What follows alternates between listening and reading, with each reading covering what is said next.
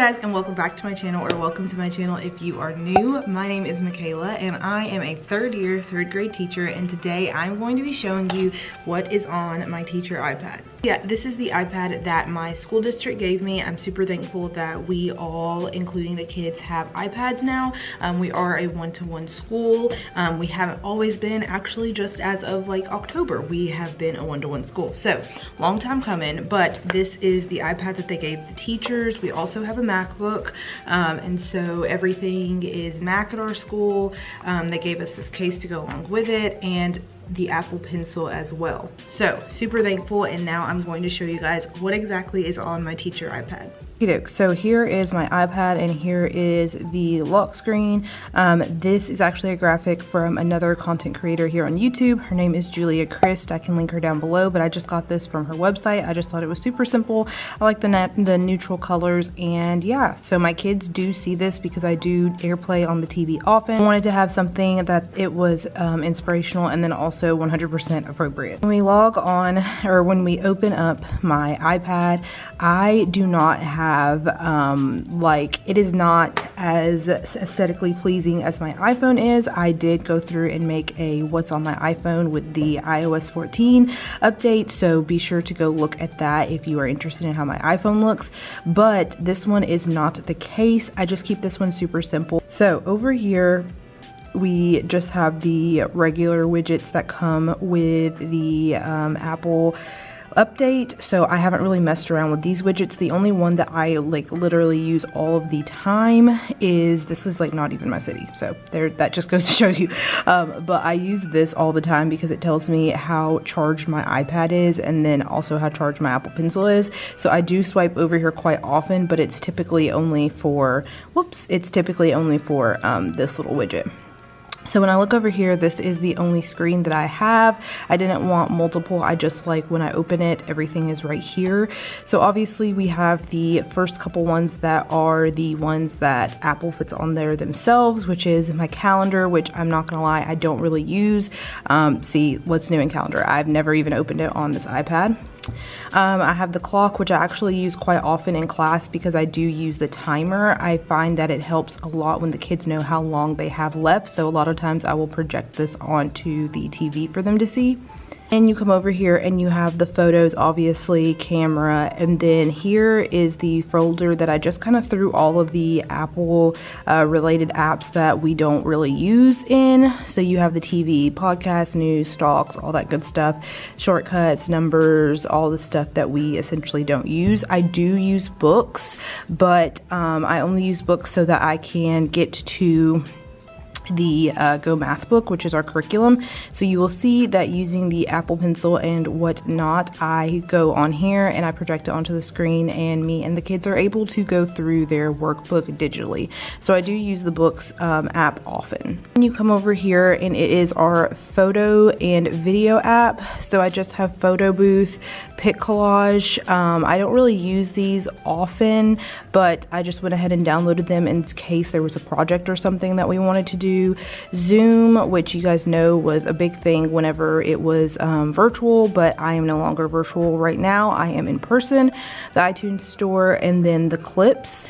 Come down here to utilities, and this is just pretty much the app stuff. So this is called self-service, and you click into here and it basically gives us a list of apps that the district has added into this little self-service thing. The kids have this app on their iPads as well, and they're literally able to just go in and download them with ease. So on here there are some really cool things. Obviously some of them I've downloaded, some of them I have not. The dice roll game is kind of cool because it makes it to where they don't need the actual physical dice, and then there's just some pretty cool things in here as well. Tech support, which is for our district, and then the app store. Then obviously you click on YouTube. We watch a lot of YouTube in here for educational videos, and if we have just a second, my kids really like Storybots, and I will go find Storybots videos on YouTube. Then we have Google Chrome. Some of the apps that we use like Google Chrome better. I use Google Chrome on my laptop more often than I use it obviously on my iPad. I have Classroom, which I actually definitely recommend, especially if you are a one-to-one school.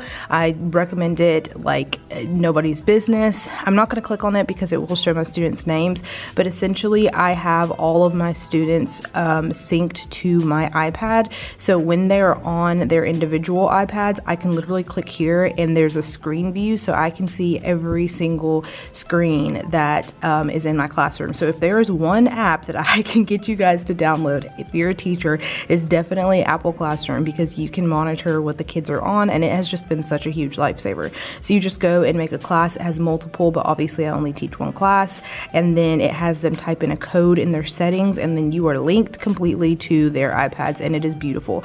Also, if you want to have them locked into an app to where they can't leave the app, you can do that. You can like send them a link through that and they can go straight to it. It's really just a really cool app if you are a teacher, and I definitely recommend it. I use is education. I have a couple different one of these folders, but this one is a big thing that we use, especially for virtual learning and for just like digital, no paper learning. So basically it's called Class Kick.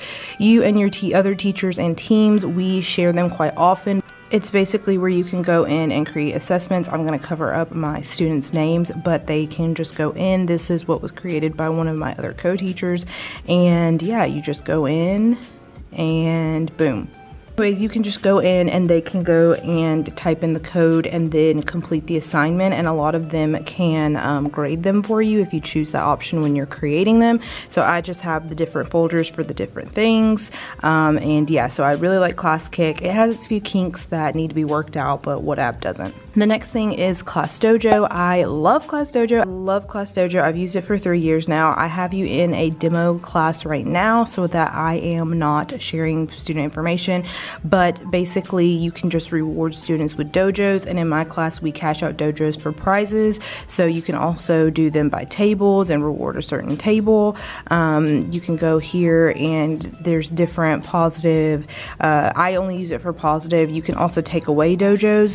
We don't do that, but yeah, I have used Class Dojo. I'm pretty sure I've talked about it in other videos, but I've used Class Dojo for like literally the past 3 years. Next app is another photo and video app. I'm gonna be honest, I really don't use iMovie on here, but I have it just in case.